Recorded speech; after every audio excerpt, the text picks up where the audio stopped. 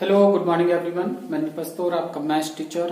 आज हम class 9th में एक्सरसाइज 6.2 के remaining questions means question number 5 and question number 6 को कंप्लीट करेंगे। तो आइए स्टार्ट करते हैं। चलिए देखिए, आपके पास क्वेश्चन नंबर जो 5 है वो गिवन है यहाँ पर कि आकृति 6.32 में यदि ए बी समांतर है सी डी के, ए बी पैरेलल है किसके, सी डी के, and angle A P Q and angle APQ is equal to 50 degree means APQ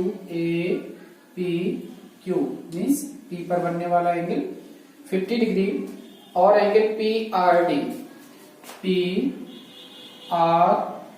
means R पर बनने वाला एंगल 127 डिग्री।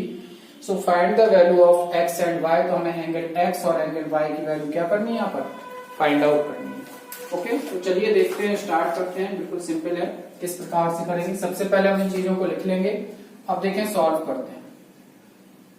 सॉल्व में लिखेंगे आप कि जो PQ है, सॉरी AB जो है वो समांतर है किसके, AB समांतर CD तथा PQ क्या है, PQ एक त्रियक रेखा है। कैसी रेखा है, त्रियक रेखा है, ट्रांसवर्सल लाइन है। तो इसलिए हमारे पास angle APQ is equal to x। So x is equal to कितना आ जाएगा, angle APQ means x is equal to this angle APQ। और APQ की वैल्यू कितनी डिग्री दी गई है, 50 डिग्री। किससे लिख दोगे, ऑल्टरनेटिव इंटीरियर एंगल, एकांतर अंतःकोण से, ऑल्टरनेटिव इंटीरियर एंगल।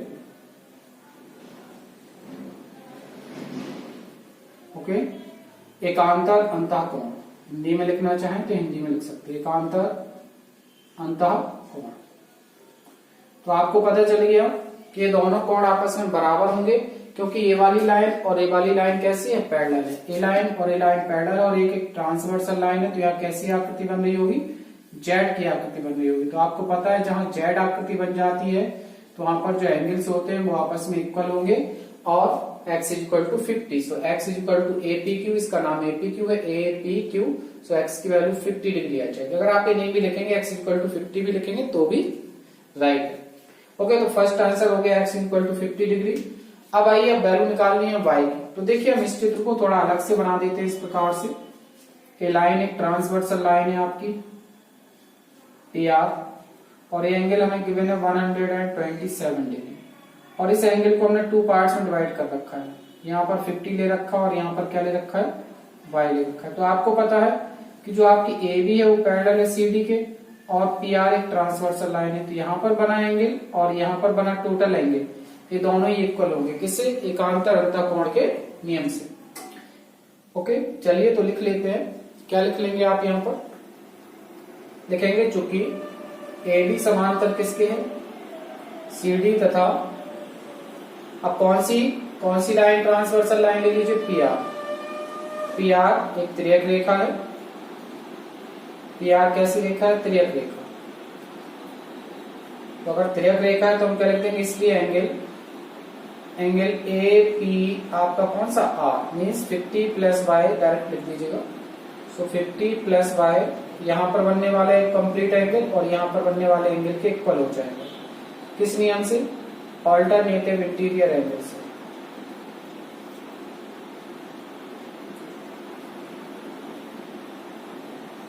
वही रूल्स एकांतर अंतःकोण से। लिखना जरूरी है कि किस वजह से ऐसा हो रहा है।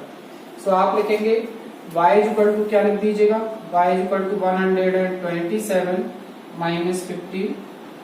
सो y इक्वल टू हमारे पास क्या आ जाएगा, माइनस करेंगे तो 7 आएगा और 77। सो हमारे पास दोनों ही एंगल आ गए हैं। एक एंगल आया 50 डिग्री, एक एंगल आया 77। जल्दी से स्क्रीनशॉट कर लीजिए इसका। तो देखिए, क्वेश्चन नंबर 6 हमारे सामने है। इस क्वेश्चन में क्या कहा जा रहा है, इसको एक बार रीड कर लीजिएगा, अपनी बुक से देख सकते हैं आप लोग। इसमें कहा जा रहा है कि 6.33 में PQ और RS दो दर्पण हैं। PQ और RS ये दो दर्पण हैं जिसपे हमने इस प्रकार से लाइनें खींची हैं, दर्पण हैं जो एक दूसरे के समांतर रखे हैं। ठीक है ना। तो गिवन में आप चाहें तो लिख सकते हैं, गिवन है आपके पास यहाँ पर AB जो है, PQ जो है वो समांतर है किसके, आर एस। पी क्यू और आर एस कैसे हैं? समांतर हैं। एक आपतन किरण A B means incident ray A B आपकी जा रही है जो पहले वाले दर्पण पर पड़ती है और पी क्यू से पी क्यू को बी पर टकराती है। उसके बाद आफ्टर दैट परावर्तित होकर, ठीक है, रिफ्लेक्टेड रेज पाथ बीसी से चलकर दर्पण आर एस के बिंदु सी पर टकराती है और फिर से परावर्तित हो जाती है डी क्यू। तो सिद्ध करना है कि ए बी समांतर है किसके? सी डी के। सॉरी, हाँ, ए बी समांतर किसके प्रूफ करना है? सी डी के। मीन्स आपको ये वाली लाइन ए बी और सी डी को पैरेलल प्रूफ करना है, ये समांतर है।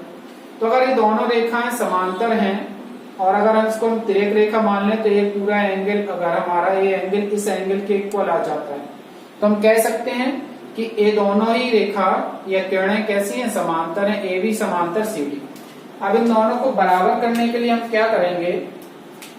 हमने यहाँ पर जहां पर एक पॉइंट है दर्पण पर, वहां से हमने परपेंडिकुलर ड्रॉ किया, बी एम मान लिया, और यहां से हमने परपेंडिकुलर ड्रॉ किया सी से, इसको सी एन मान लिया। ठीक है, तो आपको पता है इसको एंगल 1 ले लिया, इसको 2 ले लिया, इसको 3 लिख दिया और इसको क्या लिख दिया? 4 लिख दिया। दो भागों में। अब आपको पता है, आपने साइंस में पढ़ा होगा कि जब कोई किरण किसी दर्पण पर आपतित होती है तो अभिलंब के साथ जो कोण बनाती हैं, आपतन कोण और परावर्तन कोण, वो आपस में कैसे होते हैं? बराबर होते हैं। तो वही रूल लगाना है कि जब कोई किरण किसी दर्पण पर आपतित होती तो अभिलंब के साथ बना एक कोण आपतन कोण कहलाता है और एक कोण आर जो है परावर्तन कोण कहलाता है। Okay, incident angle and reflection angle दोनों होते हैं, तो ये दोनों इक्वल होते हैं। आई इक्वल टू कितना होगा? आर होगा। उसी प्रकार 1 इक्वल टू क्या हो जाएगा? हमारे पास 2 हो जाएगा। चलिए सॉल्व करते हैं। सॉल्व करते हैं तो सबसे पहले आप क्या करेंगे? सॉल्व करने के लिए आप रचना लिख दीजिए पहले तौर पर। रचना में क्या लिख देंगे? B M P Q perpendicular आपने क्या ड्रॉ किया? बी एम किया, तथा आर एस परपेंडिकुलर आपने क्या ड्रॉ किया? सी एम ड्रॉ किया। आर एस पर सी लंब खींचा और पी क्यू पर बी एम लंब खींचा। ओके, चलिए अब देखते हैं, चूंकि हमारे पास क्या है, हम जानते हैं, वी नो दैट आपतन कोण बराबर क्या होता है? आपतन कोण बराबर परावर्तन कोण। तो ये कहलाएगा आपका आपतन कोण और ये कहलाएगा आपका परावर्तन कोण। तो एक बराबर क्या हो जाएगा? इसलिए एंगल 1 इज इक्वल टू क्या लिख देंगे? 2 लिख देंगे। क्वेश्चन नंबर क्या डाल देंगे आप? फर्स्ट। इसी प्रकार आप क्या लिख देंगे? 3 बराबर कितना लिख देंगे? 4। एंगल 3 इज इक्वल टू क्या लिख देंगे? एंगल 4 लिख देंगे। क्वेश्चन नंबर लिख देंगे आप क्या? सेकंड। अब चूंकि आप लिखेंगे, हमारे पास क्या है? ए वाली लाइन और ए वाली लाइन कैसी है? पैरेलल है। पैरेलल है, आपने परपेंडिकुलर डाला क्योंकि ये तो ऑलरेडी पैरेलल थी दोनों। तो आप यहां पर लिख सकते हैं बी एम समांतर क्या है हमारे पास? C N. ठीक है, बी एम और सी एन कैसी है? समांतर, क्योंकि इसके साथ 90 बना ली, इसके साथ ये 90 बना ली। तो बी एम पैरेलल क्या हो जाएगा? C N. B M parallel है किसके? सी एन के, तथा बीसी क्या हो जाएगी? बीसी एक तिर्यक रेखा है। कौन से कोण बनते हैं? एकांतर अंतःकोण। तो कोण 2 बराबर क्या लिखते हैं? कोण 3। हमने लिख दिया कोण 2 इज इक्वल टू कोण 3। Angle 2 is equal to angle 3। Question number 3 दे दिया। अब देखिए क्वेश्चन 1, 2, 3 से एंगल 1 की वैल्यू 2 के इक्वल है, 2 की वैल्यू 3 के इक्वल है, 3 की वैल्यू 4 के इक्वल है। तो इसका मतलब एंगल 1 किसके इक्वल हो जाएगा? 4 के इक्वल। तो हम यहां लिखेंगे from equation first, second and third angle 1 is equal to angle 2 is equal to angle 3 is equal to angle 4, so implies that angle 1 की वैल्यू किसके इक्वल हो जाएगी? एंगल 4 के। क्वेश्चन नंबर इसको आप क्या दे दीजिए? एंगल 1 की वैल्यू किसके इक्वल आ जाएगी हमारे पास? एंगल 1 की जो वैल्यू है वो 4 के इक्वल आ जाएगी। क्यों? 1 किसके बराबर है? 2 के, 2 किसके बराबर है? 3 के, और 3 किसके बराबर है? 4 के। तो 1 का मान किसके बराबर हो जाएगा? 4 के बराबर हो जाएगा, 4 के इक्वल हो जाएगा। Angle 1 is equal to angle 4। दोनों साइड 2 से मल्टीप्लाई कर दीजिए। दोनों साइड आप क्या कर सकते हैं? 2 से मल्टीप्लाई कर दीजिए, या फिर आप क्या करिए? दिस एंड दिस प्लस कर दीजिए। दिस एंड दिस प्लस कर दीजिए, इसके इक्वेशन नंबर क्या दे दीजिए आप 4th दे दीजिए और लिख दीजिएगा equation second plus equation third plus equation 4, इनको ऐड करिए तो क्या हो जाएगा एंगल 1 प्लस एंगल 2, और इधर क्या हो जाएगा एंगल 4 प्लस एंगल 3। तो एंगल 1 प्लस 2, एंगल अगर 1 प्लस 2 की बात करें, अगर किसकी बात की जाए एंगल 1 प्लस 2 की बात की जाती है तो 1 प्लस 2 क्या नाम है ए बी सी, एंगल लिख देंगे आप A B C is equal to, अगर 3 प्लस 4 की बात करें तो क्या हो जाएगा angle B C D, angle B C D क्या हो जाएंगे एकांतर अंतःकोण।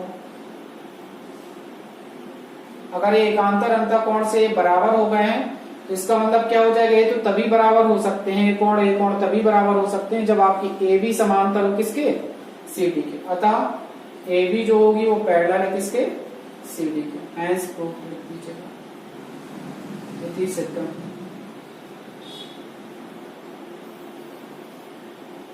लिख लीजिए।